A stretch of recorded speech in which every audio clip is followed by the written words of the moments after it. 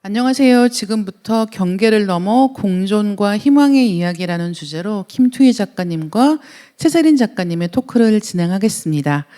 예, 김투희 작가님, 와우북 페스티벌 독자들 그리고 최세린 작가님과의 만남에 대한 기대 그리고 인상에 대한 말씀 부탁드리겠습니다. I've fallen in love. This is my first time in Korea, and already this afternoon, just 1 hour ago, I had a chance to talk with the organizers who are bringing, I think, 6 authors to Montreal at the end of November for a book fair. And I said to them, I said, I want to be there. I want to champion you. I want to tell everybody to come. And so I'm organizing an event already to host the Korean authors coming to Montreal. And, you know, I had said to the book fair that I'm not going this year. But now because the Korean authors are coming, I have to call back and say, no, okay, I'm coming because of you. So yes, it's extraordinary. Thank you for the opportunity to meet with your writers. 이번에는 최세린 작가님께 여쭤보겠습니다. 와우북 페스티벌 독자들 그리고 김투희 작가님과 만나게 되신 소감에 대해서 말씀해 주시면 좋겠습니다. 네, 안녕하세요. 최세린입니다. 오늘 초대해 주신 것에 기쁘고 감사한 마음으로 여러분께 인사드립니다. 와우 페스티벌 진행하시는 분들, 또 오늘 진행 맡으신 이대 작가님, 김투희 작가님, 우리 슬로비 출판사 이미경 대표님, 그리고 청중객 여러분, 오늘 저희하고 한 자리에서 이렇게 나눔의 시간을 갖게 된 거에 대해서 영광으로 생각합니다. 오늘 토크의 주제가 경계를 넘어 공존과 희망의 이야기인데요. 두 작가님의 작업에 대해서 먼저 소개해드리는 시간을 간단하게 갖고 본격적인 이야기 나눌까 합니다. 한국에서 만, 루, M이라고 하는 세 권의 책이 소개되어 있는 김투희 작가님은 1968년 베트남 사이공에서 태어나 10살 때 가족과 함께 보트피플로 베트남을 떠나 난민 신분으로 지내다 1979년 말 캐나다에 정착하셨습니다. 통역사, 변호사, 요리 연구가로 활동하다가 소설가로 활발하게 활동하고 계십니다. 최세린 작가님은 프랑스와 서부 아프리카에서 성장한 뒤 프랑스와 미국에서 공부를 하셨고요. 자산관리 전문가로 일하시다가 2004년 영국으로 이주한 뒤 우연히 국제 엠네스티 캠페인에 출연하는 탈북민 박지현 씨를 인터뷰하게 되면서 전업작가의 길로 들어서게 되셨습니다.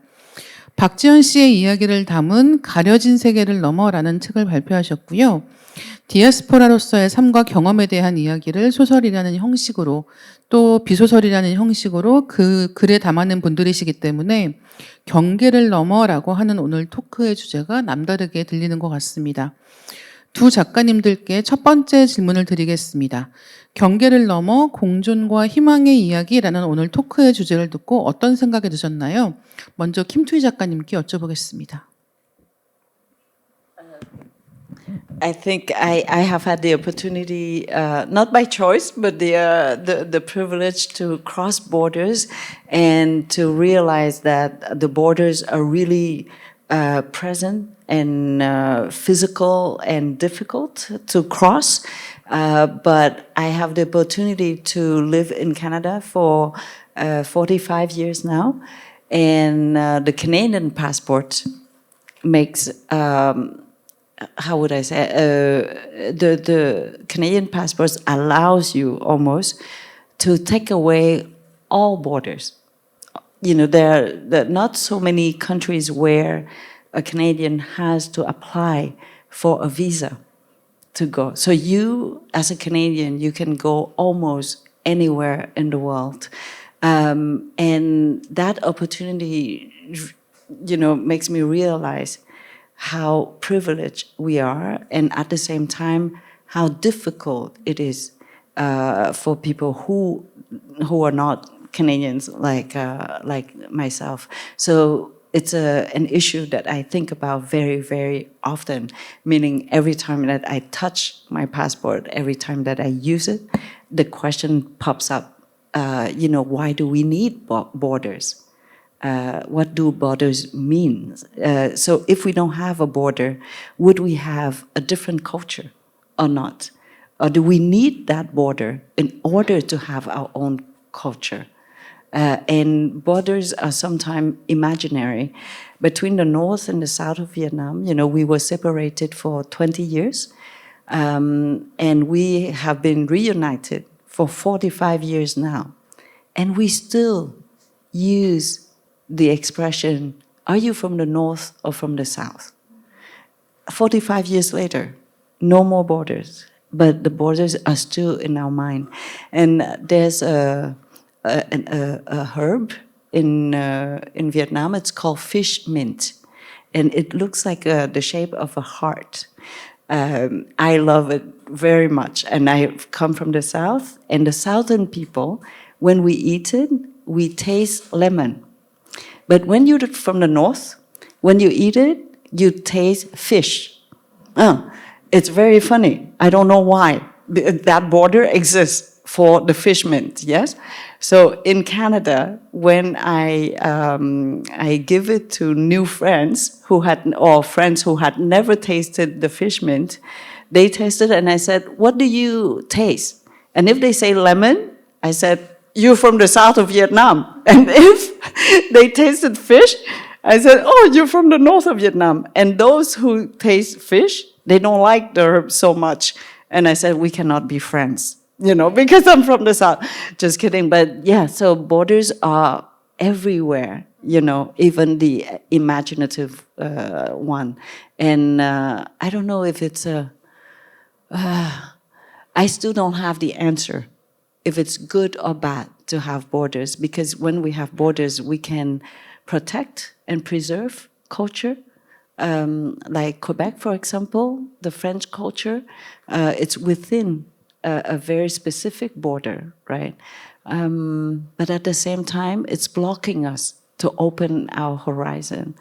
So maybe you can tell me how I should think about borders. 예, 이번에는 같은 질문을 최세린 작가님께 드리겠습니다. 저는 이 제목에 대해서 들었을 때 이 제목 우리 책 제목 해도 되겠네 생각이 들 정도로 와 닿았습니다. 저는 이제 영국이라는 곳에서 대한민국 사람으로서 또 박지연 씨는 탈북민으로서 한 10년째 서로 왕래해가면서 지금 생활하고 있는데요. 저는 그 박지연 씨를 영국에서 대할 때는 탈북민으로 보이지 않고 그냥 북한에서 태어난 여성으로 보여요. 그러는 이유는 생각에 사실 그 한국 사람, 북한 사람이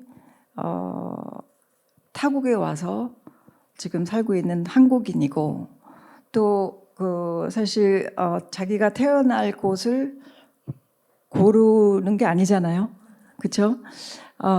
그래서 이 박지연 씨는 저보다 똑똑하고 저보다 열정적이시고 부지런하시고 일도 열심히 하시고 훌륭한 아내이자 엄마이고 그런 분이신데 이제 불행하게도 북한에서 태어났기 때문에 이런 말도 못할 고생을 하고 잘하신 분이잖아요.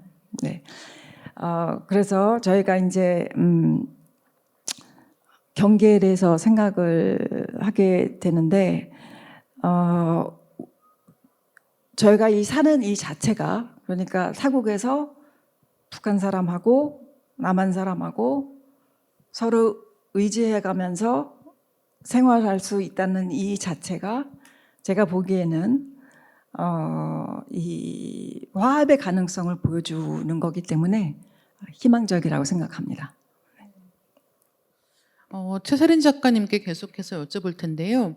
박지연 씨를 만나서 가려진 세계를 너머를 작업하시게 된 계기에 대해서 들려주시면 좋을 것 같습니다. 네. 박지연 씨는 이제 2014년도에 처음 만났어요. 애므네스티 인터내셔널에서 인터뷰를 해야 하는데 그 통역사가 갑자기 몸이 안 좋아서 못 나온 거예요, 그날. 그래서 갑자기 그 전날 저한테 연락이 와가지고 좀 도와달라고 그런 부탁을 받았어요. 뭐 좀 황당하긴 했지만 암네스티에서 연락이 왔는데 거절할 수도 없고 도와야 되잖아요. 그래서 갔죠, 무조건.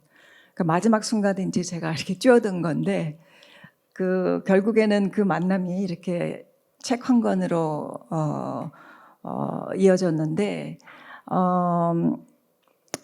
많이 힘들었고 또 그 만남이라는 게 참 우연한 만남이었지만은 왠지 내가 그때만 해도 그냥 뿌려치고 나올 수도 있었는데 나는 그냥 거기 남아 있었거든요. 네. 그래서 뭔가가 거기에 있을 거다라는 생각도 했고 또 머리가 복잡한 그런 상황 속에서 그때가 2017년도였는데 런던에서 인권 행사가 있었어요. 그래서 저는 이제 관심이 있으니까 갔었는데 거기에서 이제 또 뵙게 된 거예요, 박지연 씨를. 그래서 멀리서 이제 인사하고 좀 어색하니까 이제 눈도 잘 안 마주치고 그랬는데 저보고 그러시는 거예요. 글을 같이 쓸 생각 있냐고. 사실 그 캐나다에서 오신 분이 자기한테 부탁을 하더래요. 자기가 책을 써주겠다고. 그런데 자기는 이제 마음이 안 내킨다는 거예요. 통역사 끼고 뭐 그렇게 복잡하게 할 생각이 안 든다는 거예요. 그러면서 나보고 자기는 한국말로 소통을 했으면 좋겠다고 그러면서 저한테 부탁을 하는데 이제 저는 그 한평생 방공교육을 받고 자란 사람이잖아요. 그래서 그 방공교육을 받고 자란 사람은 그때 그 부탁을 들어주지 않고 뛰쳐나왔어야 했어요. 반면에 그 도덕적인 그런 그 책임감에 있는 그 세계인은 그 부탁을 들어줬어야 했겠죠. 아무튼 힘들게 결정해서 3년 후에 3년이라는 시간이 걸려서 이 가려진 세계라는 그 책이 출판이 되었습니다. 네. 지금 이렇게 간단한 이야기처럼 말씀해 주시지만 그 시간 동안에 굉장히 많은 고뇌가 있었겠다라는 생각이 드는 말씀이었는데요. 가려진 세계를 넘어 속 이야기는 이런 1인칭 시점으로 해서 시간 순으로 진행이 됩니다. 하지만 두 분이 몇 번이나 대화를 나누면서 이 책의 이야기를 재구성하게 되기까지는 아마 긴 시간이 필요했을 거라는 생각이 드는 거예요. 읽으면서 눈물을 흘리게 되는 부분도 굉장히 많은 책입니다. 그래서 이야기를 직접 들으신 최세린 작가님의 슬픔 역시도 행간에 묻어나는구나라고 생각을 했는데요. 책에 싣기 위해서 대화를 나누시면서 가장 어려웠던 부분이 있다면 어떤 거였을까요? 고비가 많았어요. 사실 이렇게 북한 사람하고 마주 앉아서 대화를 한다는 게 참 불편하기도 하고 부담스럽기도 하고 또 두렵기도 하고 그렇게 시작된 이런 만남이었잖아요. 그래서 세 가지로 나눠볼 수가 있을 것 같아요. 첫 번째로는 일단 그 마음 여는 게 굉장히 힘들었어요. 저도 그렇고 그쪽에서도 그렇고. 물론 그쪽에서도 저 사람은 뭐 하는 사람이야? 왜 우리 집에 와서까지 나를 인터뷰하고 있지? 저 사람의 그 진실은 무엇일까? 이런 그 생각을 했다고 말을 해주더라고요. 또 저도 이 사람을 내가 어디까지 믿을 수 있는 건가? 그냥 형식적으로 대화하는 건 괜찮겠지만은 그 책을 같이 써야 하는데 가까워질 수가 있을까? 이런 생각을 많이 했고 또 특히 제가 책을 쓰는 사람이고 그 사람 스토리에 대해서 이제 제가 쓰는 사람이잖아요. 그러니까 그 사람이 마음을 열어서 나한테 스토리를 들려줘야 되는 건 당연하죠. 그래서 저는 이제 그 스토리를 듣고 쓰고 그러는 사람으로 생각하고 글을 쓰기 시작했는데 그게 대화가 안 되더라고요. 그게 일방통행이 안 된다는 걸 알았어요. 그러니까 그쪽에서 마음을 열고 저한테 그 자기의 그 마음 속에 있는, 가슴 속에 있는 이야기를 들려주는데 저는 아무 말 않고 이렇게 앉아 있거든요. 그게 안 되더라고요. 그래서 저도 조금씩 마음을 열기 시작한 거예요. 그때서부터 진정한 대화가 가능하더라고요. 네네. 그래서 그게 제일 어려웠던 것 같고요. 그 다음에 두 번째로 그 책을 쓰는 동안에는 이 콘텐츠가 워낙 그 힘든 콘텐츠여서 그냥 조금 쓰다가 뭐 친구 만나서 커피 마시고 오다가 또 와서 또 쓰고 뭐 그렇게 할 수가 없더라고요. 그래서 일단 외부 세계하고는 그 연결을 끊었어요. 그리고 남편하고 아이들한테 양해도 구하고 이만저만해서 내가 별로 뭐 숙제 같은 것도 도와주지 못하고 그럴 것 같은데 엄마가 이런 작업해도 괜찮겠니? 괜찮다고 하라고 그러더라고요. 그래서 그렇게 허락을 받고 했기는 했지만은 뭐 책 쓴다는 게 그냥 뭐 아침 10시에서 오후 3시까지 딱 그렇게 쓰여지는 게 아니잖아요. 5시간 앉아 있어도 아무것도 못 쓸 때도 있고 또 갑자기 저녁 먹다가 막 무슨 생각이 나서 갑자기 뛰어나서 막 저녁 식사도 같이 안 하고 혼자 가서 막 쓰고 오고 그런 때도 있는데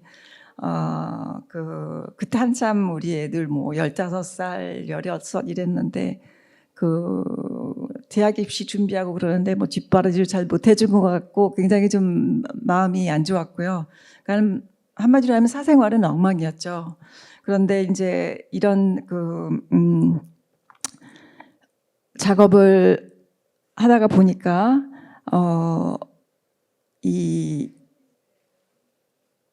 그 북한에서 있던 생활 그런 힘든 콘텐츠에 대해서 쓰게 되잖아요. 그 작업이 이 글 쓰는 것 중에서도 제일 힘들었었던 것 같고 특히 고문에 대해서 써야 되잖아요. 그 부분을 제가 못 쓰겠더라고요. 그래서 이거 그냥 스킵하면 안 될까? 여기 이거 쓰지 말고 그냥 넘어가자. 그랬더니 안 된다고 그러더라고요. 이거는 그 증인을 하는 그런 자료를 남겨야 되기 때문에 현실 그대로 써야 된다. 그래서 이제 쓰기는 썼는데 그냥 현실 그대로 차마 쓸 수가 없어서 이제 글 쓰는 테크닉으로 묘사를 해서 그런 식으로 썼던 것 같아요. 그 세 가지가 제일 힘들었던 것 같아요. 네. 근데 지금 말씀해 주시면서 그러니까 고문에 대해서 사실은 이야기하시는 분도 쓰시는 분도 두 분 다 쉽지 않은 과정이었을 텐데 그럼에도 불구하고 이것이 증언이다라고 말씀하신 게 너무너무 인상적이기도 하고 그게 왜 이 책이 필요했는가에 대해서 우리에게 굉장히 잘 알려주고 있는 것 같습니다. 이번에는 김투희 작가님께 여쭤보겠습니다. 작가님께서 참여하신 한국 캐나다 엔솔로지 아직 오지 않은 미래를 기억해라는 책이 출간되었는데요. 거기 실린 작가님의 판사님이라는 작품에서 기억은 정체성을 형성하는 중요한 역할을 하고 있습니다. 특히 전쟁과 이주와 같은 민감한 주제를 다룰 때 개인적 그리고 집단적 기억을 글쓰기에서 어떻게 다루시는지가 궁금합니다. Yeah. And you're talking about how difficult it is to write when the horror is too intense. And in your case, it's even more difficult when you are facing with a real person who's sharing to you. You're not looking at a documentary or you're reading research, right? When I'm sorry, I'm just bouncing back on what you just said. And when I was writing M, and I was doing research because the war in Vietnam ended about 50 years ago. So now documentation are accessible. So we started, having access, and people are speaking up as well because the soldiers from the north are getting older. very old, actually, maybe 80, 90 and more. So they are no longer scared speaking up. They don't bother with censorship anymore or consequences, right? And it was very difficult for me during the research, and I share, I can feel it from you. And I remember I was watching a documentary or a witness, an American soldier who said that when he first arrived in Vietnam, he was deployed there. He walked into the camp where there were beds of other soldiers, and next to the beds, he saw something hanging, and he didn't know what they were. So he approached, and finally he understood that they were strings, of ears of enemies. When an American soldier could kill a Vietnamese enemy, they would cut an ear, and they collect the number of ears that they had, and to me, the story, it struck me that these boys, very young, 18, 19, 20 years old, being parachuted in Vietnam, a country they did not know, a weather they did not understand, the environment with all the insects and the snakes and all of that. It must be so panicking, for a child, basically, in my mind, 18 years old, to be there. And to me, the ears were the reflection or the symptoms of their panic. How do you react to horror when you are forced to kill and you're forced to die at the same time, right? And I wanted to tell this story, and I didn't know how to tell this story. And I've never succeeded at sharing this story in M, because I wanted to transmit my anger to the adults, the leaders, who took the decision to send these kids on a battlefield. And it was the same thing from the Vietnamese side, right? And so it must be so difficult for you to listen to torture from a real person, not a documentary. And even just that, I couldn't handle it. The only time I couldn't help but just crying was I met with a Vietnamese surgeon who was sent to a re-education camp, basically prison in Vietnam, because he was a surgeon by the communists. And he knew that it was going to be very dangerous for all his children. So he sent out his 5 children on 5 different boats at 5 different moments to hope that one will survive. And the children were between 7 years old and 15 years old. So the youngest one was 7. It's crazy, when you think about it. But in his case, there was a happy ending, so I could tell the story, because the 5 children survived. Not only that, but they could find each other, and now they all live in California with the parents. So I wanted to share that miracles are possible sometimes, right? And probably the story of Chi Hong is the same thing. It's like miracles sometimes happen after you go through horror, probably. And sorry, I forgot the question. 네. 그래서 It's okay. 개인적이고 집단적인 기억을 글쓰기에서 어떻게 다루시는지에 대한 질문이었고요. 사실 지금 또 말씀해 주신 게 어느 정도는 그 이야기가 포함되어 있는 이야기인 것 같습니다. 그래도 약간 더해서 말씀해 주실 게 있다면 어떤 게 있을까요?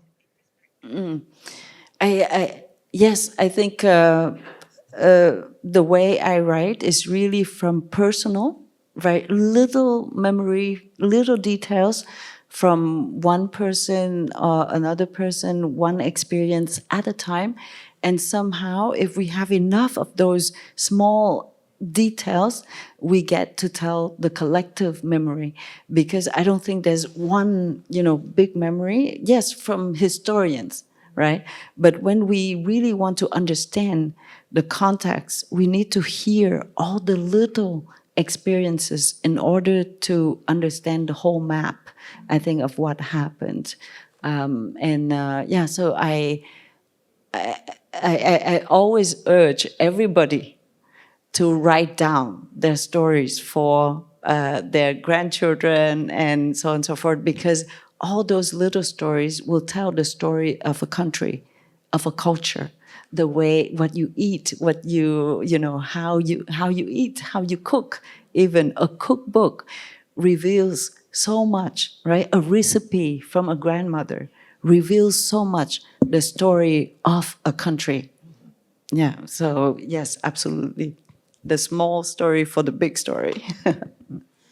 그래서 실제로 김투희 작가님 소설을 읽을 때 가장 좋은 게 그 생생함에 있는 것 같아요. 그래서 왜 흔히 글쓰기에 대해서 이야기할 때 설명하지 말고 보여주라라는 이야기를 굉장히 많이 하는데 그 가장 적합한 예가 김투희 작가님의 작품들이 아닐까라고 생각을 하고 있습니다. 이 판사님이라는 작품에 대해서 조금 더 이야기하고 싶은데요. 국제적으로 캐나다를 대표하는 역할에 대해서 성찰하신 부분이 있습니다. 이 작가로서 그리고 공적인 인물로서 개인적인 경험뿐 아니라 베트남계 캐나다 이민자들의 경험을 어떻게 대표한다고 생각하시는지 말씀해 주세요.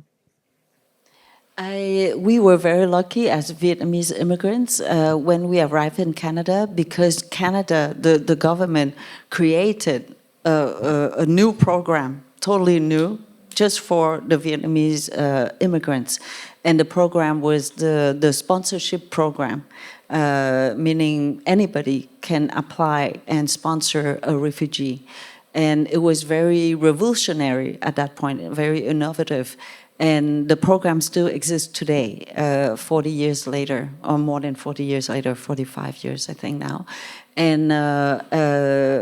And so I want to share our beautiful story, our beautiful love story between Canada and the Vietnamese refugees, because nowadays it is rare to hear the same stories. How, in my case, it was a city it's called Granby. It's about 1 hour from Montreal. They raised their hands and they said, we want to have some Vietnamese refugees. We didn't choose to go there. We didn't know they existed. So it was that city. And they raised their hand and said, yes, we want to have some Vietnamese refugees. And then there was a journalist who interviewed the mayor. And they said, what are you going to do with all the Vietnamese refugees, And we were, I think, 80 people in the same bus. First time for that city to have a whole bus of refugees and Vietnamese arriving. And then the mayor, he just answered, he said, I don't know what I'm going to do with them. We don't know them. We don't know what they can do. But first and foremost, let's welcome them. And then we will see. And when I saw the documentary maybe 10 years ago, I cried so much. I didn't know about this interview.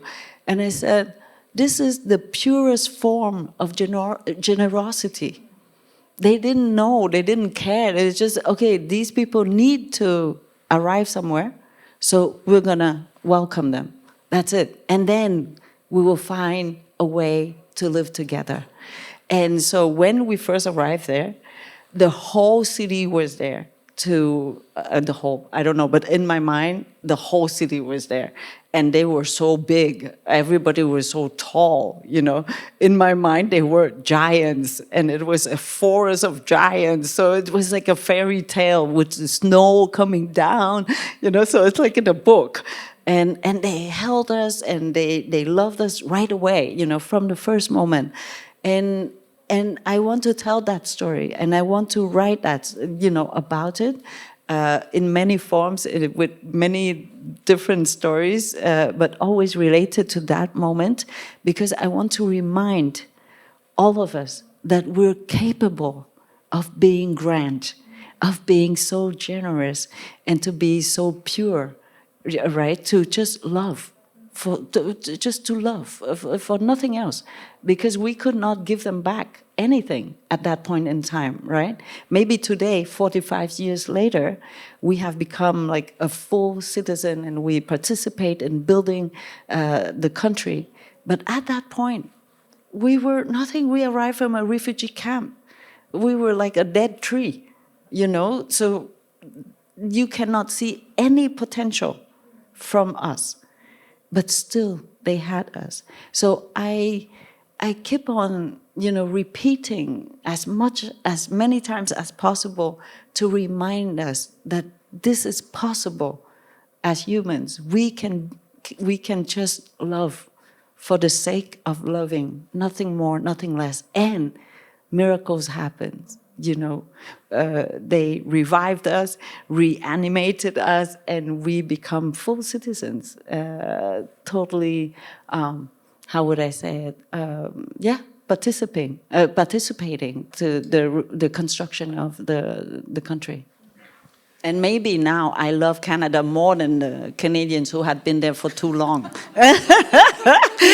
They don't appreciate enough, you know? When you're too used to the country, you don't see how beautiful it is. And because I came from a place where there was no peace, and so every day I wake up with this feeling that I'm in a peaceful country, you know? And I remind everybody, be careful, because peace can disappear so quickly. And so if we're not careful, we lose it. So every day I said, come on, we're beautiful, we're good. You know? So yes, I give myself this title of being the ambassador of Canada. 예, 근데 지금 말씀 듣다 보니까 한국은 얼마나 난민에 대해서 개방적이고 환대하는 태도를 취하고 있는가에 대해서 굉장히 비판적이고 반성적인 태도로 돌아보게 되는 것 같다는 생각도 합니다. 이 판사님 이야기 속에서 퀘벡의 두 법체제, 그러니까 시민법과 관습법의 공존을 언급하셨는데요. 이러한 법적 이중성이 두 문화 사이에서 살았던 작가님의 경험을 어떻게 반영하고 있는지, 그리고 이 점이 퀘벡의 이민자들에게 어떻게 영향을 미친다고 생각하시는지 여쭤보고 싶습니다. You know, I am so lucky that I arrived in Quebec, because in Quebec you have access to French, of course, and English. Both languages are really used, spoken, you know, every day in Montreal anyway. And when you have the two languages, you realize that, you know, the tradition, the legal tradition was also from France and British. And so it's basically two cultures coexisting, or not even coexisting. I would say that they exist together, blended like a cocktail. Most of the time, you don't even know that there are two systems, right? But it's there. And I give you one example. In French, you have the word gourmand and gourmandise, right? It means that you eat too much, you feel guilty, but so much pleasure, okay? That's the French word, gourmand. And in English, you don't have it. You only have the word gluttony. And gluttony is eating too much and only feel guilty, no pleasure. Only guilt, right? And I said, poor the English side, you know? I said, and I always say to the English speaking when they don't know French, I said, you should learn French, because then you will eat with too much, but with pleasure also. A little bit of guilt, but so much pleasure. And so if you apply that to the legal system, it's so rich when you have both, you know, and in English, of course, you have the expression home sweet home, which does not exist in French. in French, we say, we would say, on est bien à la maison. So on est bien chez nous, meaning, oh, we feel so comfortable at home. But I said, home sweet home is the moment that you open the door and you go like, home sweet home right away, right? But, we're so well at home. You're already sitting down with maybe a glass of wine. So two different moments, right? So if you have two cultures, you get to see the world, in a fuller way. And so because Quebec has two traditions, I think that our system is richer than if you only have the civil law or the common law. So we have the combination of both, and it's extraordinary for the depth and the complexity. Because humans are complex, so we need something complex, to take care of ourselves. 예, 언어적인 다양성을 갖는다고 하는 게 결국은 그 어떤 사람이 이해할 수 있는 세계 역시 그만큼 다양해지게 만든다는 뜻인 것 같아서 지금 예를 들어주신 단어들이 굉장히 재밌다고 생각이 들기도 하고 또 이런 표현들이 한국어에도 분명히 있단 말이죠. 그런 게 어떤 게 있을지에 대해서 생각을 더 해보게 되는 것 같습니다. 디아스포라 경험에서 특히 여성의 이야기를 중심으로 하고 있다는 것이 두 저작의 공통점이라고도 말할 수 있을 텐데요. 여성의 이야기, 여성의 역사를 다시 해석하는 것이 얼마나 중요한지를 실감하게 하는 것 같습니다. 역사를 이야기하면서 여성의 시점, 여성의 눈을 가지고 기록한다는 일의 중요성에 대해서 듣고 싶은데요. 이번에는 최세린 작가님 먼저 듣겠습니다. 박지연 씨가 저한테 이제 본인에 대해서 얘기를 해주기 시작할 때, 자기 남편한테도 못하는 이야기들 나한테 해준다고 하면서, 들려준 이야기들 중에 하나가 생각이 나는데요. 이 여성의 시점으로 우리가 이 상황을 보지 않았으면은 이 콘텐츠 자체가 안 나왔을 것 같아요.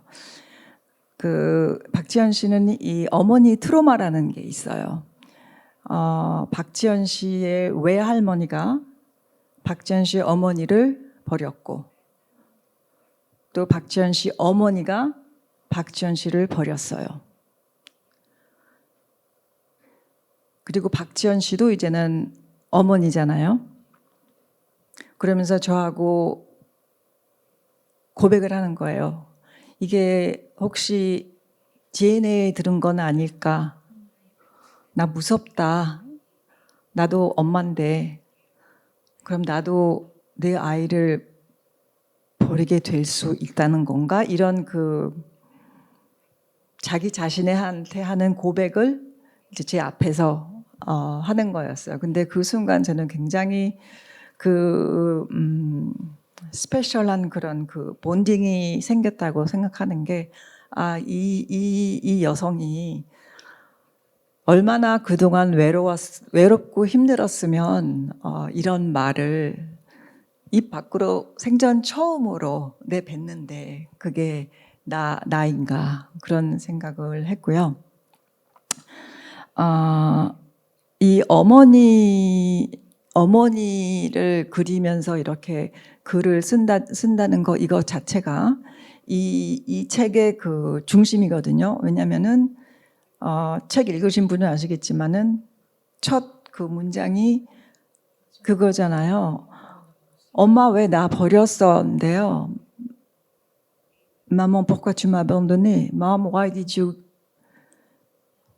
abandon me?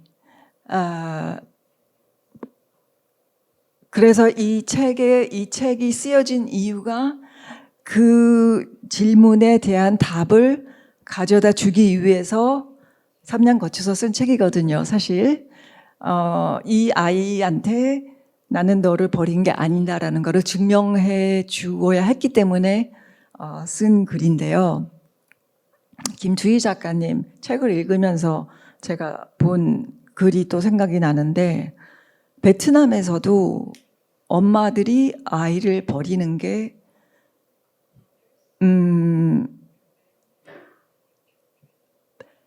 싫어서 버리는 게 아니라 사랑하기 때문에 버린다는 그런 그거에 대해서 읽었어요. 그러니까 이 박지연 씨도 그 북한에서 쭉 생활해 오신 어머니들이 아이들을 버리게 되어온 그 계기와 또 이유를 이런 책을 씀으로써 물론 자기 아이한테도 증명을 해주지만은 모든 그 자기를 버렸다고 생각하는 그 북한 아이들한테도 주는 메시지인 것 같았어요. 네. 그런데 이제 이런 글 자체가 나올 수 있는 게 우리가 여성이기 때문에 이런 거를 사실 볼 수가 있잖아요. 느낄 수가 있고 예를 들어 남자들 두 분이 책을 한 권 쓴다고 생각을 해보세요. 어떤 책이 나올까요? 뭐 전쟁터에서 쏘고 죽고 뭐 이런 그 씬들이 많이 나왔겠죠. 그 일상생활이라는 게 이렇게 경험하고 매일같이 겪어보고 그렇지 않으면 일상생활에 대해서 쓸 수가 없는 거거든요. 그래서 이 여성 시점에서 이런 그 글을 통해서 아까 김추희 작가가 말했듯이 기록을 남겨놓는 게 아까 쿠킹 레시피 같은 것도 말해주고 그랬는데 굉장히 중요한 것 같고요. 또 저는 그 책을 다 쓰고 이제 외국에서 책 발표를 하러 다니면서 느낀 게 또 있는데요. 이 여성 시점으로 썼기 때문에 여성 독자들한테 굉장히 공감을 준 것 같아요, 글이요. 너무 뜻밖이었어요. 왜냐면은 이제 프랑스에서 강의를 하는데 어떤 그 콩고 학생 한 명이 저한테 다가와서 이 책은 한국의 스토리만이 아니라고 이거는 모든 분쟁 국가에 있는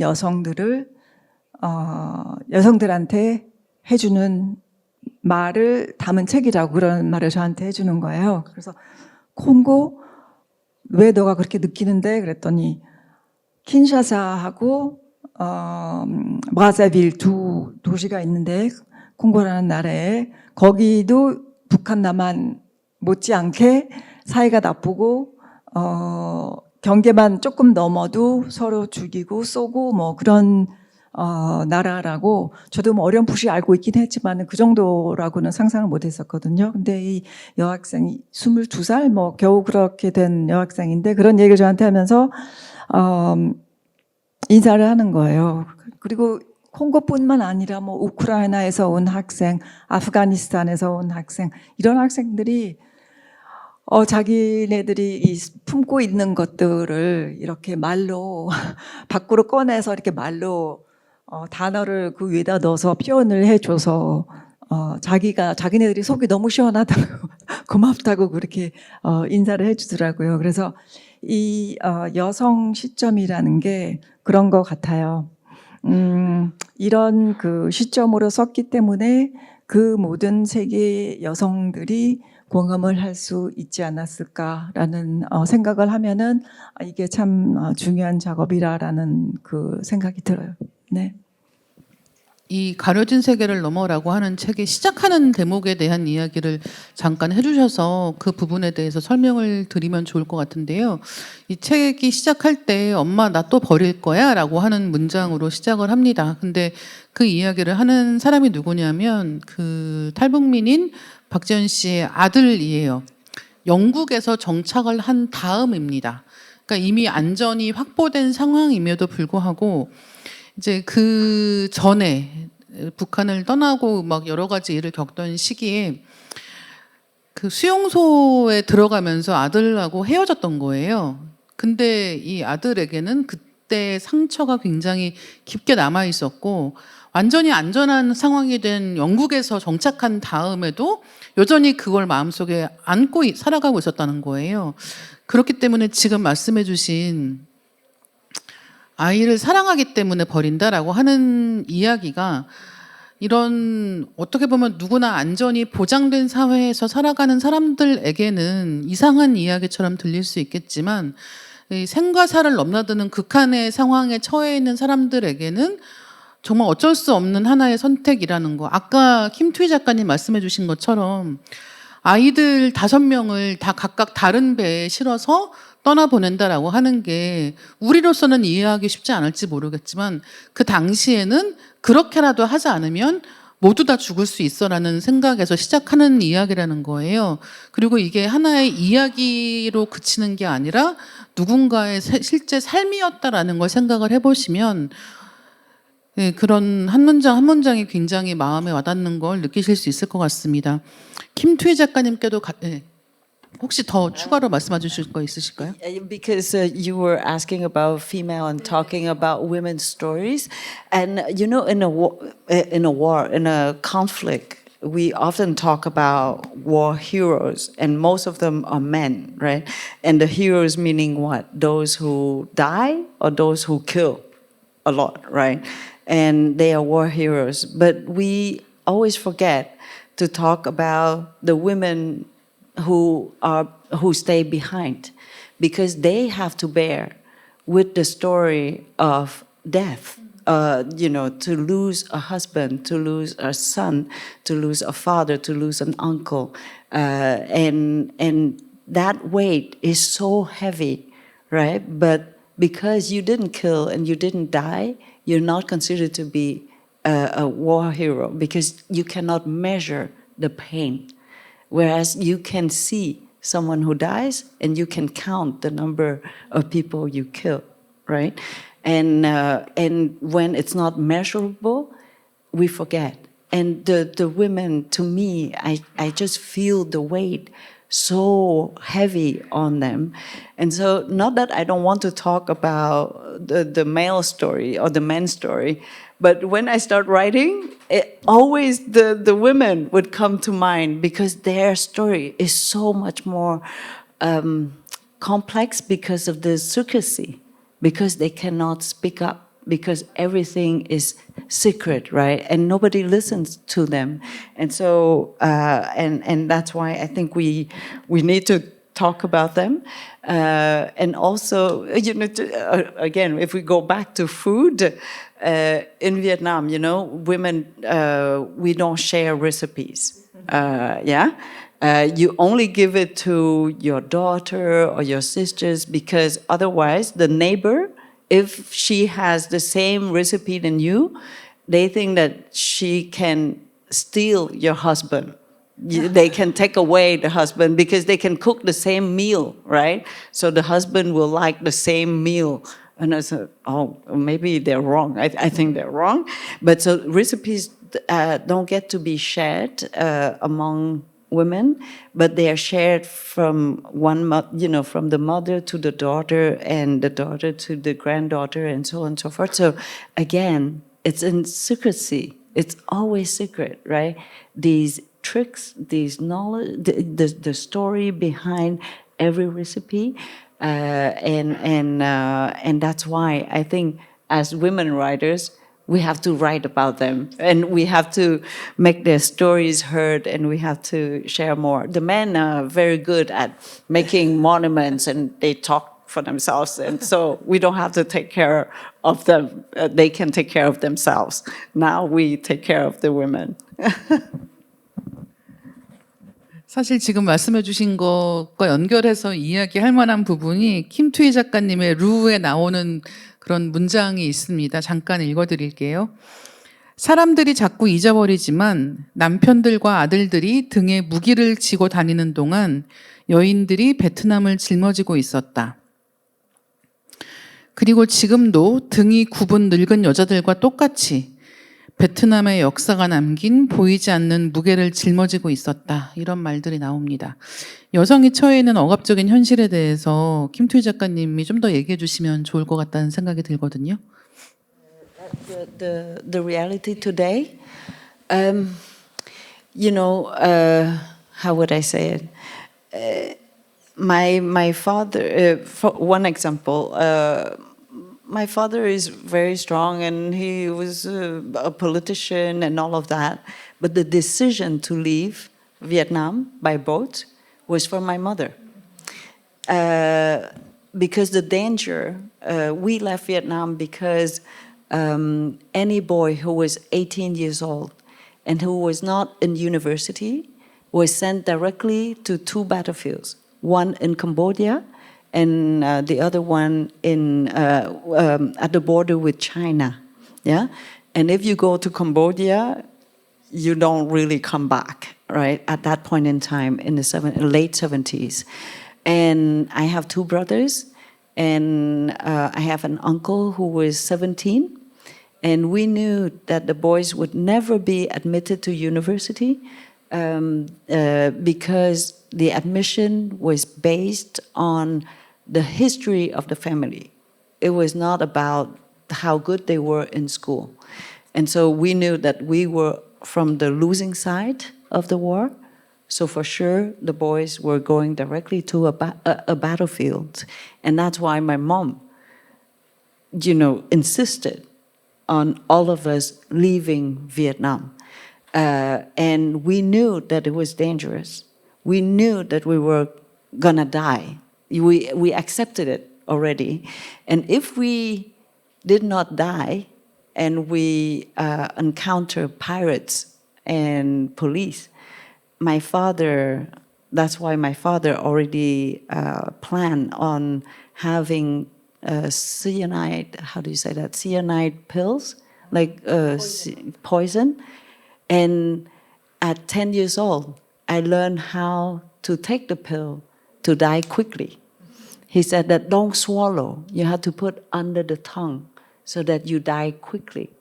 And so at 10 years old, you already accept that you die. But my mother said, no, we still have to go. So she was the strong one, taking the decision not for herself, but for the boys in the family, right? And so I think the mothers were so strong, and because of the conflicts, and continue to be extremely strong today, 45 years later. If you go to Vietnam and you ask for direction, you better ask a woman. If you ask the man, they would show you, oh yes, over there, and that, because they don't really know. So it's better to ask the women. The women always know. Luckily now we have Google Maps, so you don't have to ask them anymore. But 20 years ago, or 10 years ago even, it was impossible. If you asked for the man, you would go around and around and around.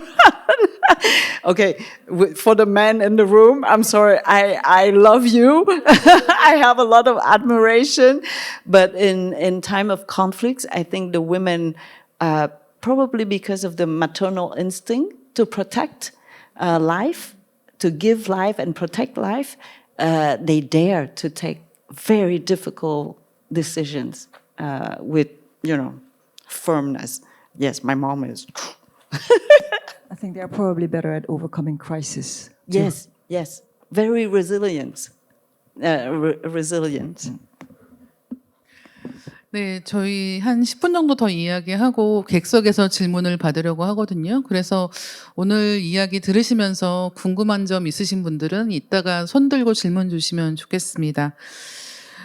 최세린 작가님은 박지원 씨와 함께 책 작업을 오랫동안 하시면서 동포에 대한 의식 범주가 넓어지지 않았을까 하는 생각을 하게 되었습니다. 또한 작가님은 여러 나라에서의 생활을 통해서 우리나라라는 개념에 대해서도 다른 생각을 가지고 계실 것 같은데 어떤가요?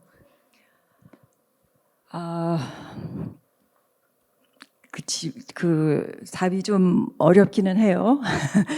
하나 이제 제가 설명을 드리자면 제가 느끼는 바로는 저는 몸은 하나인데 안에 여러 사람이 살고 있다라는 그런 기분이 들어요.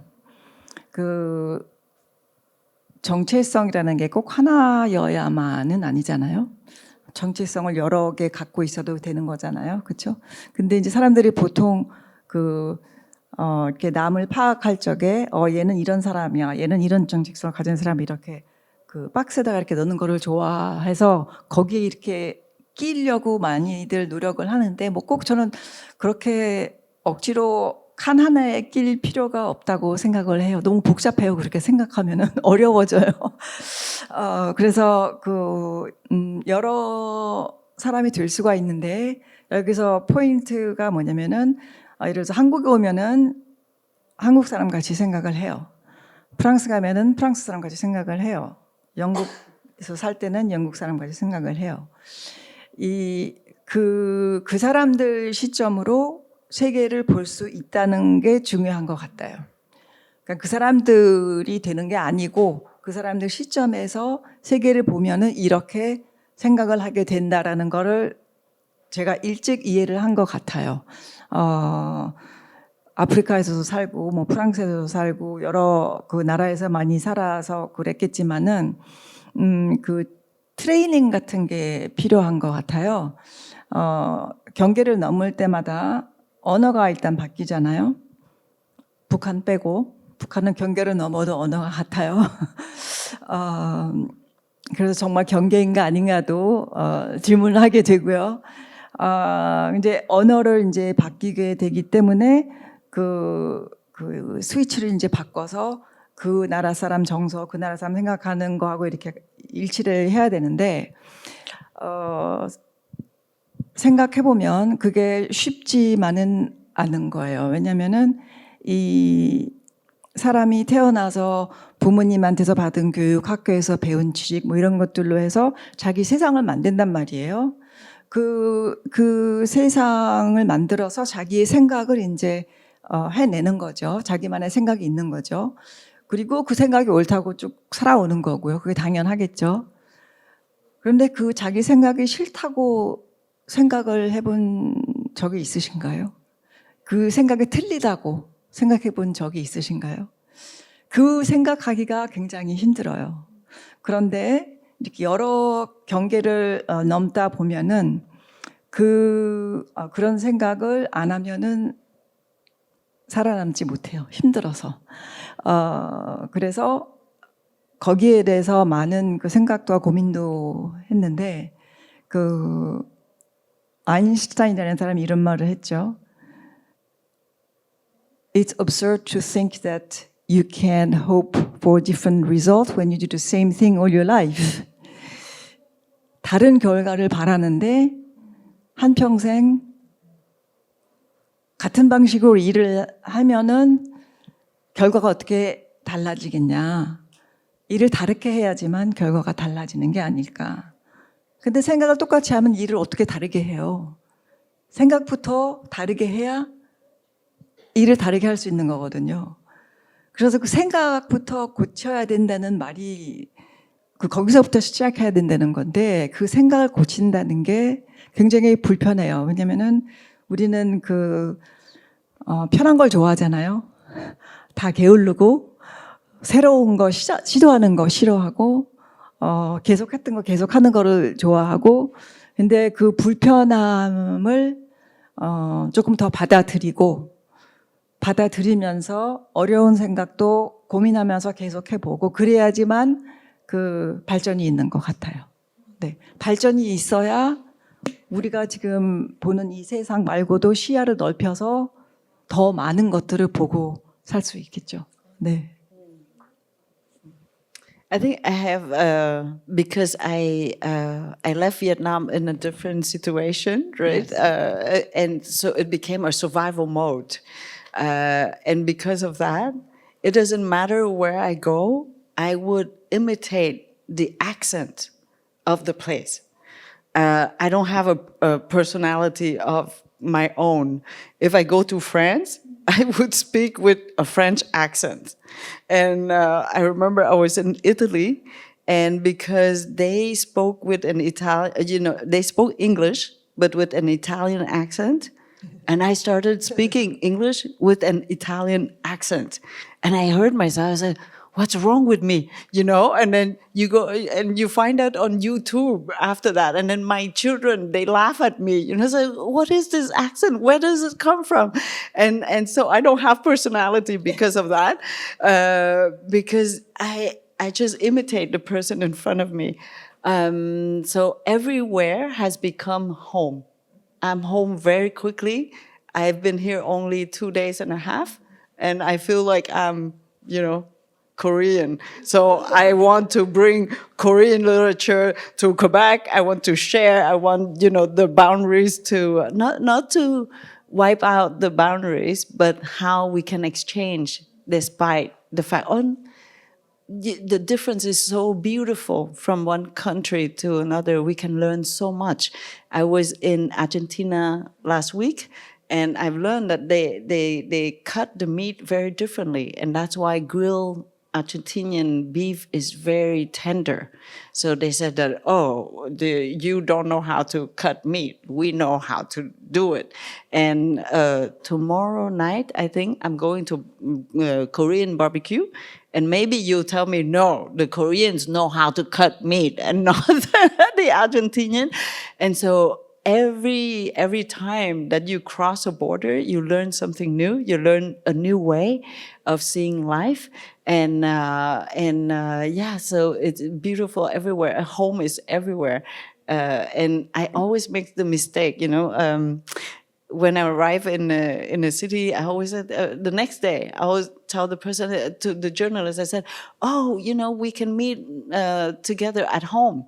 But home is just the hotel room. But in my mind, it was already home in 24 hours. So I think that I'm very lucky to feel at home everywhere. And probably the problem is that I fall in love too quickly. If you want me to stay in Korea, I think I can stay in Korea. No problem, I don't leave anymore. So, so maybe it's not good. Loving too much. 근데 작가님 말씀 듣다 보니까 이게 아마 모두가 자유롭고 전쟁이 없고 분쟁이 없는 세상이 온다고 하면 경계라고 하는 건 굉장히 매혹적일 수 있는 것 같아요. 서로 다름을 탐구할 수 있는 기회가 될 수 있기 때문에 굉장히 매혹적일 수 있지만 현실에서 이제 이런 여러 가지 전쟁이나 뭐 분쟁이라든가 이런 여러 가지 상황들 때문에 어떻게 보면은 이 경계라고 하는 게 서로를 배척하거나 아니면 매도하거나 이런 방식으로 사용되는 거 아닌가라는 생각도 함께 하게 됩니다. 네, 김투희 작가님 소설에서 자전적인 요소를 찾아볼 수 있는데요. 작가님의 책 루가 베트남에서 퀘벡에 뿌리 내리기까지의 이야기라고 하면 만 같은 경우는 작가님의 자전적 경험 중에서 특히 식당 경험의 체험을 바탕으로 하고 있는 책입니다. 아까도 이제 그런 요리법이나 이런 이야기를 많이 해주셨는데요. 생존이라고 하는 단어 그리고 문화라고 하는 단어 두 가지 요소가 작가님의 작품에서 굉장히 동등한 비중으로 중요하게 다루어지고 있다라는 생각을 하게 됩니다. 그래서 작가님께 생존과 문화라는 게 어떤 중요한 상관관계를 맺고 있는지 여쭤보고 싶었어요. In terms of food, I give you one image of survival with food. Vietnam was colonized by France for 100 years. So, of course, French culture was imported or was imposed on the Vietnamese culture. And so the Vietnamese, we don't use wheat flour so much. And so we didn't know about bread, baguettes. We didn't have that. But the French arrived, they brought bread. And in Vietnam, we cooked with just charcoal, like barbecue. So how can you cook bread? You need an oven. So the Vietnamese, we built a box, and we put the bread inside, and we put coal on top so that you have heat from both sides, right? And the French arrived with baguettes, jambon beurre, meaning ham and butter, right? That's it. And the Vietnamese tasted that and said, it doesn't have enough taste. So they put in vegetables first, cucumber, daikon, carrot, cilantro, chili.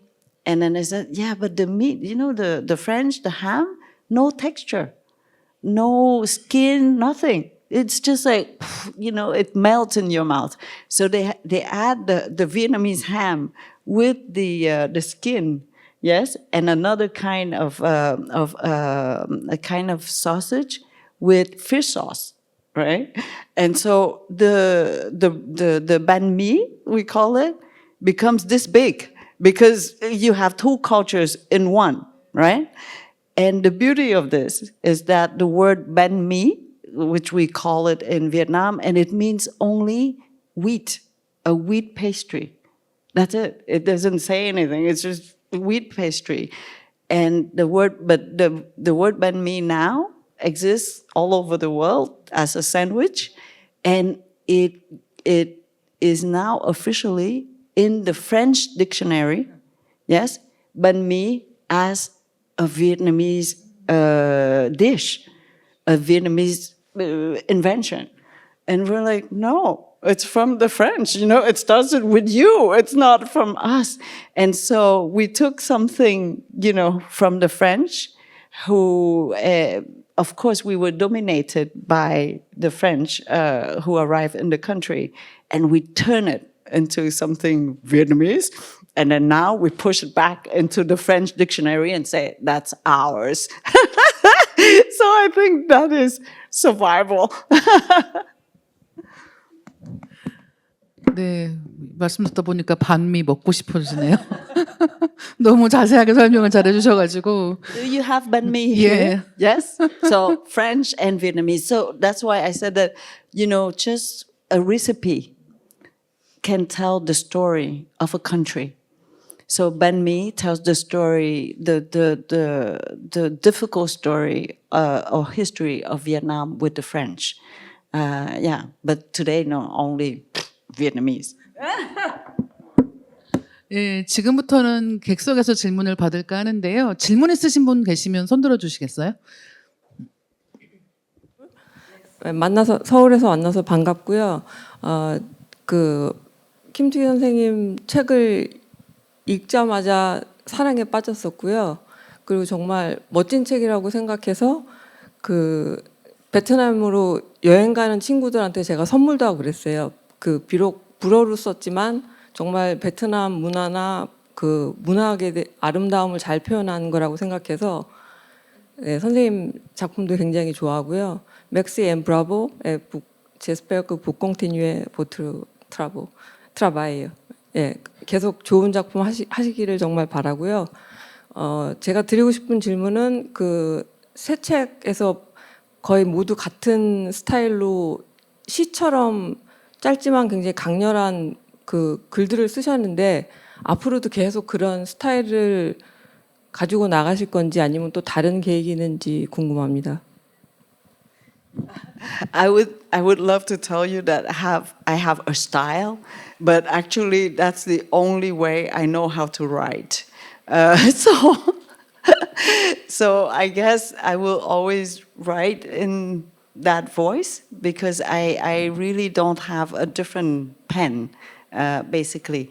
And yes, there are too many projects right now going on in my life, but it doesn't matter if it's how would I say it? The first book has become a movie. So I spent a whole year just following the team that made the movie. So I learned a lot about movies and how to make a movie. And in Quebec, I have a TV show. So I'm on TV a lot and on radio a lot. But I would tell you that the only thing that really, gives me pleasure is the wrong word, but something whole, something, so satisfying is still writing. The time to be alone with the words and to pretend that it's work and to say everybody, oh, no, I have to work, is such, it's fulfilling. It's serenity. It's more than anything else. So that's what I love to do the most.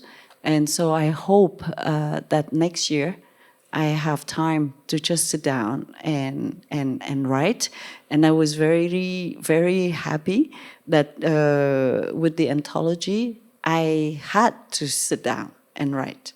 And so I hid myself in a hotel room. I closed the door and I just wrote. And I had only 3 days of vacation this year with my partner. And because I had to finish for anthology, he had only 2 days left because 1 day was for writing, and he was very angry with me.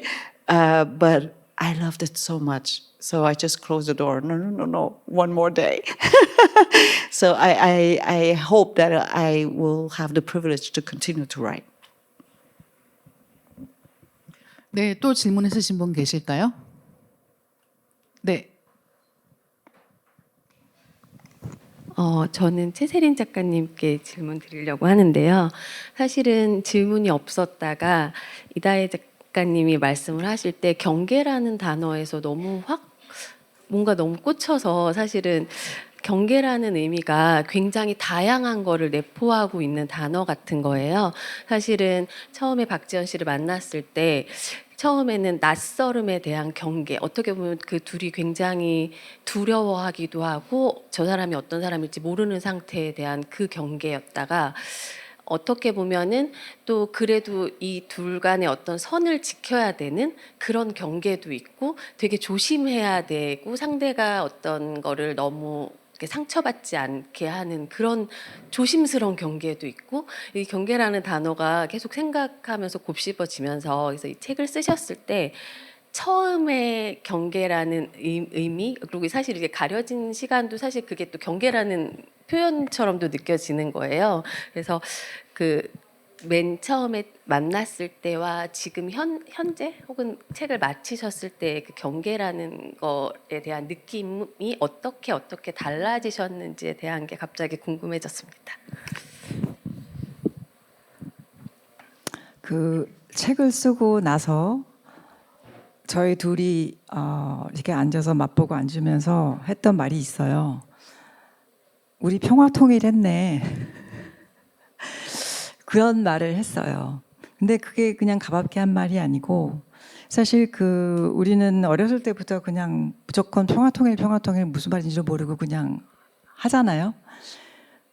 그리고 평화통일이라는 거를 뭐 정부 차원에서 뭐 국제기구에서 뭐 이런 데에서 하는 거지 뭐 우리하고는 관계 없는 걸로 알고 지내잖아요, 보통. 근데 이제 거의 5년을 거쳐서 신뢰라는 거를 쌓고 또 대화하는 방법을 배우고 사실 생각해 보면 적하고 어떻게 대화를 합니까? 그렇죠? 증오스럽고 두렵고 이런 사람이 앞에 앉아 있는데 그 사람하고 어떻게 대화를 해요? 저는 북한 사람하고 대화하는 방법을 배운 적이 없거든요. 학교에서도 안 배우고 집에서는 더더욱 안 배우고 그래서 처음 이렇게 그런 상황에 놓여 있었는데 처음에는 이제 어렵던 대화가 뭐 유머를 통해서 갑자기 뭐 자기 언니를 쫓아가다가 뭐 넘어져서 너무 웃겨서 그것만 생각하면 웃는다라는 그런 얘기를 해주면서 같이 까르르 웃고 또 그리고 이런 음식 먹었을 때는 너무 맛있었어. 얼마나 맛있었던지 뭐 여기에다가 숨기고 그 숨긴 거를 내가 갖다 찾고 몰래 먹고 뭐 그런 얘기를 해가면서 이제 점점 어려움이라는 게 없어지면서 그리고 또 고국이 그리운 거예요. 한국이 그리운 거예요. 박지연 씨는 아버님을 두고 와서 아버님한테 가고 싶고 또 저도 한국에 부모님이 계시는데 자주 못 가고 뭐 아무튼 음식 생각하면 한국이 보고 싶고 그리운 거예요. 그래서 또 갑자기 또 이렇게 좀 슬퍼질 때 이럴 때도 똑같네. 역시 한국 사람은 한국 사람 이런 생각이 들 때가 있거든요. 그래서 그 아주 그 경계라는 게 처음에는 말씀하셨듯이 굉장히 그 저희를 멀게 느끼게 하는 그런 경계, 38선이라는 경계가 있잖아요. 또 경계가 있고 또 그 뭐죠? 이북 사람을 이렇게 만나면 접촉 신고라는 것도 있고 외국에서 이북 사람 만나면은 접촉 신고해야 돼요. 네, 그러니까 그 굉장히 부담스럽잖아요. 그 만남 자체가 그런 데에서 이 경계가 없어진다는 게 정말 어려운 일이더라고요. 그런데 그럼에도 불구하고 물론 지금도 조심스럽게 서로 대하죠. 그러나 뭐 매일 카톡으로 안부 전하고 묻고 또 무슨 좋은 일 있으면 축하해주고 힘든 일 있으면은 또 이렇게 토닥토닥 해주고 이럴 수 있다는 게 정말 그 경계가 없어진 게 아닌가. 이게 바로 평화 통일이 아닌가 그런 생각이 들어요. 그거 복잡하게 생각할 필요가 없더라고요. 왜냐하면은 어차피 한국이 통일이 언제 될지 안 될지는 모르지만은 이 사람과 사람 만남이 제일 중요해요. 사람과 사람이 만나서 북한 사람하고 남한 사람이 만나서 같이 생활하게 되기까지가 굉장히 오랜 시간이 걸릴 것 같아요. 그래서 저는 마음속으로 굉장히 이런 급한 게 있어요. 나는 한 사람하고 평화통일하는데 5년 걸렸는데, 그렇죠? 그렇게 생각을 하면은 사실 그 한 사람 한 사람에 딸려 있는 거거든요. 네, 그래서 무조건 뭐 이거는 내가 상관할 일이야 이렇게 생각하지 말고 나도 이 경계 조금 더 줄일 수 있어 이런 식으로 생각을 해봐도 좋을 것 같아요. 네. 네, 오늘 긴 시간 함께 해주셔서 감사드리고요. 오늘 두 작가님 덕분에 경계를 넘어 공존과 희망의 이야기를 만들어간다는 말의 의미를 생각해 볼 수 있었던 것 같습니다. 이런 이야기는 우리에게 화합의 가능성을 또 분쟁을 뛰어넘는 평화의 가능성을 안겨주기 때문에 굉장히 소중한 것이 아닌가 생각하게 됩니다. 마지막으로 두 작가님께 오늘 토크 함께 하신 소감 듣고 싶고요. 김투희 작가님 먼저 듣겠습니다. As I was listening to you and discussions about this border, I have this image that, when we walk, we like to look into other people's homes, yeah, to see how they set up their living room and or to be invited to different homes and how they cook and how they sleep, how they read and all of that. So we like to see the differences. So I think we should allow ourselves to be different, to have this kind of, space for ourselves. So to have houses or living space for ourselves. But probably the difference is that we don't lock the door. In where I stay in Montreal, I never lock the door because I lost the key. So it's too complicated for me to hide the key and find the key. And so for the last few months, the doors are never open, never closed. But my my partner said, it doesn't matter. You never close the door. All your friends have a key. They can come in whenever, and they can sleep over. They can cook in my kitchen without me or with me sleeping. So there's no boundaries. So yes, I think we can have this house, which is called ours, but at the same time leave the door unlocked. It can be closed, but unlocked. Yes. So that's my image, probably with border and not border, and boundaries and not boundaries. And to share with you, when I first learned an expression in Canada, you are in my bubble. They said that. The first time I heard you are in my bubble, I thought that the person said that I understood, and that the two of us in the same universe, in the same world. So I came even closer. Oh, that's so good that we're in the same bubble. But the meaning of that expression is that you are in my space, go back. You're too much, you're too close. And I didn't know. So I just go like, oh, yes, I'm so happy. We are on the same pace, probably. But now I know. But every time that I hear somebody say to some other people, you're in my bubble, I said, yes, get closer.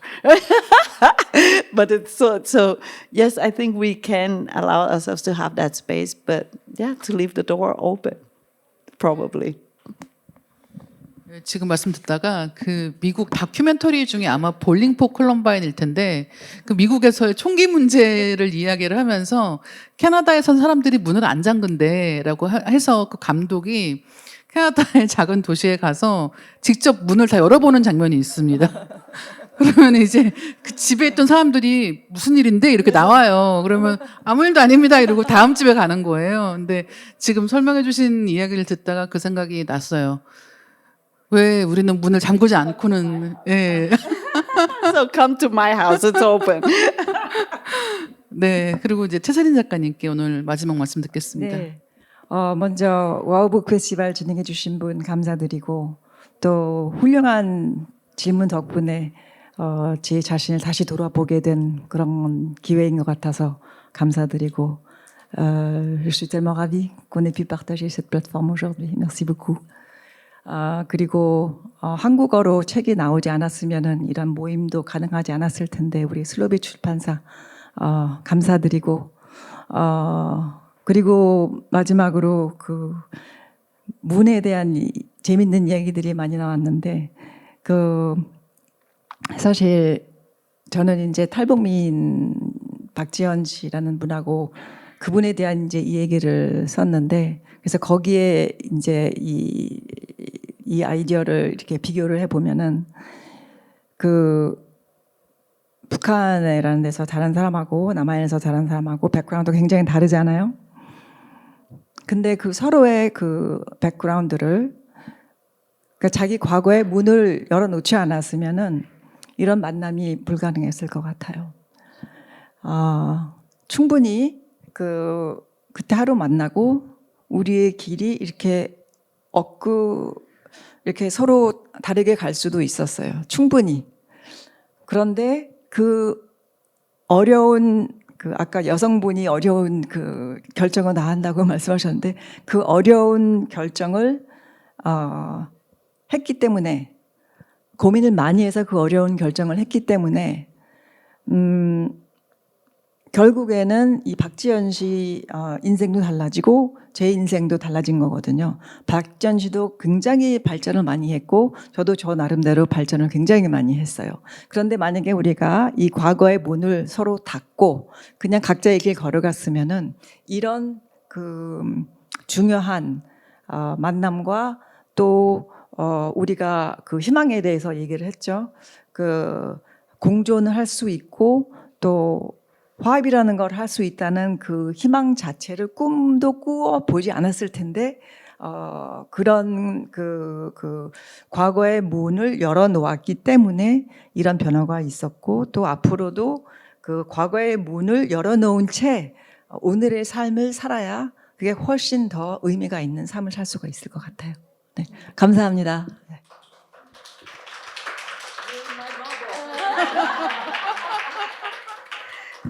Thank you to the interpreters. Without you, I would have been, voiceless. Thank you so much. 2024 서울 와우북 페스티벌 오늘 김투희 작가님, 최세린 작가님과 함께했습니다. 함께해 주신 여러분들께 다시 한번 감사드립니다. 다시 한번 오늘 함께해 주셔서 감사드립니다.